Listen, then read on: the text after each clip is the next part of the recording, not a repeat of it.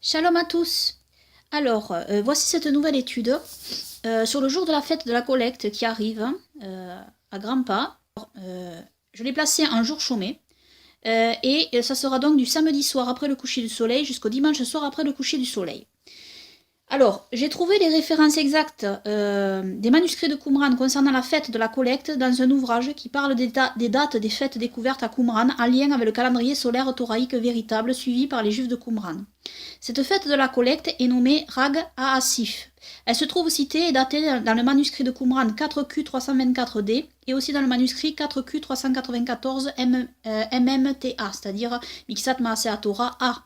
Alors, c'est pas dans tous les manuscrits du Miksat Maaseh Torah. Dans celui que j'ai mis sur mon site, ça n'y est pas, mais c'est sur celui c'est le Miksat Maaseh Torah A, donc désigné comme A. Sûrement parce que en fait, il a été trouvé sur notre fragment en fait. Et donc voilà, dans cet ouvrage donc, il y a ces dates citées, mais impossible de trouver ces textes traduits sur internet. Il s'agit sûrement de petits fragments, comme il y en a beaucoup qui ont été retrouvés à Qumran, et tous ces petits fragments en fait n'ont pas été forcément traduits en fait et mis en ligne sur internet. Mais l'ouvrage dont je me sers est fiable concernant les citations des textes découverts à Qumran. Donc cette fête est bien située à Qumran le 29 du 12e mois. Elle n'est pas citée dans tous les textes, mais juste dans certains. Et donc, tout comme les fêtes de Shavuot, elle tombe un dimanche. Donc, cela paraît normal de la mettre en jour chômé. Donc, hein. Tout comme Shavuot, les dimanches de Shavuot sont chômés. Parce qu'il y a 4 temps de Shavuot dans le calendrier véritable solaire thoraïque suivi par les Juifs de Qumran.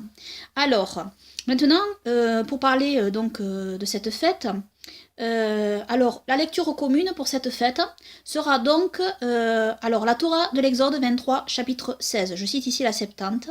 Fais aussi la fête de la moisson, des prémices de tes travaux, quel que soit le grain que tu aies semé en ton champ, puis la fête de la collecte, ou récolte, on pourrait traduire, à la sortie de l'année, quand tu auras recueilli tous les fruits de tes champs. Le texte hébreu massorétique a aussi, il y a la fête de la collecte dans la sortie de l'année. Et non comme a rajouté le rabbinat en français à l'automne, rajout subjectif du traducteur, alors qu'ici il s'agit de l'hiver. Parce qu'il faut savoir que les juifs rabbiniques disent que cette fête, donc, Rag à Asif, la fête de la collecte, est célébrée à un moment de Sukkot.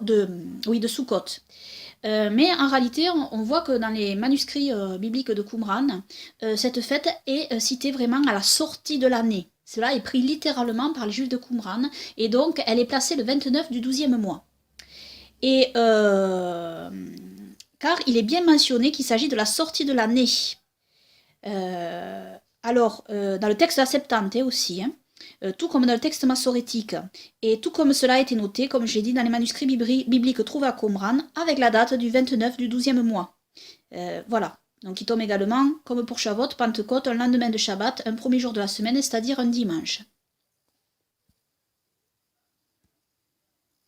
Donc cette fête servait aussi visiblement à faire des dons à ceux qui n'avaient pas, afin que tous aient à égalité. Regardez à présent ce que nous lisons de la main de l'apôtre Paul.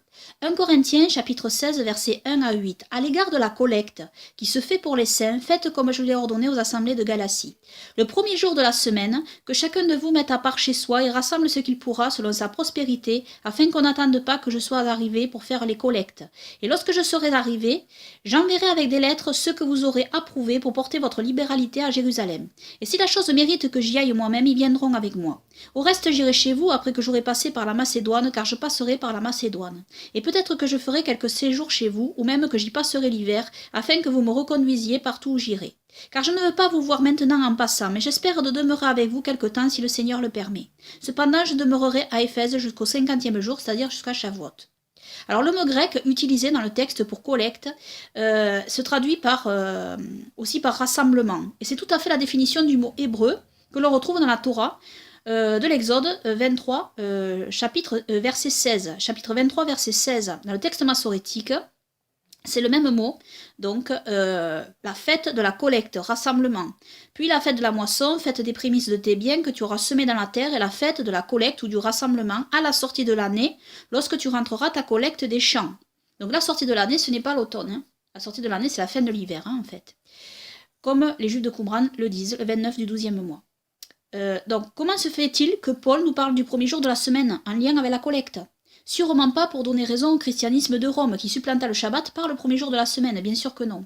Paul semble bien faire référence à la fête de la collecte citée dans la Torah, mais dans la conformité du calendrier que je vous cite. Alors, une preuve de plus pour ceux qui doutent encore, donc. Mais, en tout cas, moi, c'est ma compréhension, là, ici, de la lecture de l'apôtre Paul. Je fais le lien entre les deux. Alors, mais certains pourront encore rétorquer que la collecte n'est pas en lien avec la récolte et ne serait que de l'argent. Mais Paul va démontrer le contraire dans la deuxième lettre aux Corinthiens quand il parle des dons liés à cette collecte. 2 Corinthiens chapitre 8, versets 14 à 15. Que votre abondance supplée maintenant à leur indigence, afin que leur abondance supplée aussi à votre indigence, en sorte qu'il y ait égalité, selon qu'il est écrit, celui qui recueillait beaucoup n'en avait pas plus, et celui qui recueillait peu n'en avait pas moins. Paul nous cite ici la Torah dans Exode en rapport avec la manne. Torah Exode, chapitre 16, verset 18. Ainsi firent les fils d'Israël, ils en ramassèrent l'un beaucoup, l'autre moins, puis ils mesurèrent au gomer, selon le nombre de têtes, et ceux qui eurent le plus n'eurent point trop, et ceux qui eurent le moins eurent assez. Chacun en ramassa autant qu'il lui en fallait pour les siens. Et encore, l'apôtre Paul va très clairement faire mention de la récolte à la suite en disant, dans 2 Corinthiens chapitre 9, versets 5 à 12. J'ai donc estimé nécessaire de prier les frères d'aller d'avance chez vous et d'achever de préparer la libéralité que vous avez déjà promise, afin qu'elle soit prête comme une libéralité, non comme le fruit de l'avarice. Au reste, celui qui sème richement moissonnera richement, et celui qui sème abondamment moissonnera aussi abondamment. Que chacun donne selon qu'il a résolu en son cœur, non à regret ni par contrainte, car Elohim aime celui qui donne avec joie. Et Elohim est puissant pour vous combler de toutes sortes de grâces, afin qu'ayant toujours tout ce qui vous est nécessaire, vous abondiez en toutes sortes de bonnes œuvres. Selon qu'il est écrit, il a répandu, il a donné aux pauvres, sa justice demeure éternellement. Amen.